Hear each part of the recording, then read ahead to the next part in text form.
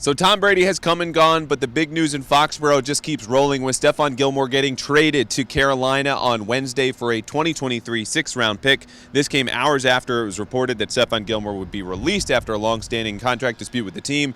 Really an effort by the Patriots to drum up interest, and it worked. Yeah, I guess it was stunning, but it shouldn't have been all along because we knew a trade was a possibility all along, and especially given since the two sides just could not come together on any kind of pay bump for this year or an extension for years out. So the Patriots at the last minute got something for Stephon Gilmore. It wasn't much, but I think they're comfortable with their secondary as is, based on comments by Bill Belichick today. And they're just going to go forward from here, and we'll see what Stephon Gilmore does in Carolina. Yeah, I think those comments from Belichick this morning were the most interesting ones that he made because he's discussing Jalen Mills in detail, saying he's probably been our most consistent player or one of our most consistent players. And Mills shadowed Chris Godwin, a Pro Bowler, for the entirety of that Bucs game, did a very good job. So they seem to have faith. This pass defense is very good, but you wonder how it's sustainable because that was really their first test against Tampa Bay.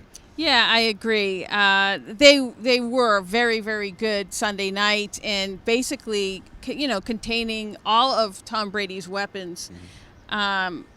Is that something that, they can continue going forward when Dallas comes to town? I think that will be one of the first tests where they'll have another really good collection of wideouts they'll have to mark.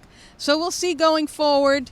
Another thing to note, J.C. Jackson, who would appear to be their next top corner, is also a free agent next year, so they're going to have to deal with that as well. And they will have to deal with Gilmore. The Patriots are going to Carolina in early November for a road game against the Panthers on November 7th, so they could see him very quickly, and we'll see, of course, how things move from here. One last note on Gilmore. Supposedly willing to play out this final year of his contract with the Panthers, just $7 million in base salary entering the year, and that seemed to be a sticking point here in his negotiations, but not so much with a change of scenery. Now, he wasn't the only news this week, as we had two offensive linemen, Mike Onwenu and Isaiah Wynn, hit the COVID-19 reserve list, and then two more were missing at practice on Wednesday, Shaq Mason and Trent Brown.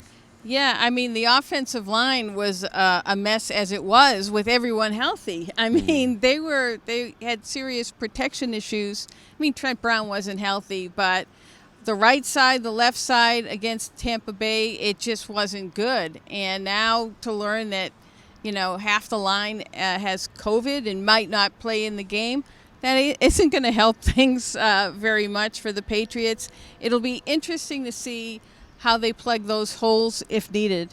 Yeah, of course, down in Houston. They might also have a new linebacker down in Houston with the Patriots signing Jamie Collins on Wednesday, and there had been rumored interest, and they were getting close, but the Patriots didn't have the cap space. Well, with Gilmore out, there's space for Collins to come in. He did not practice on Wednesday, but it could be a possibility, especially noting that Juwan Bentley missed the last game with a shoulder injury.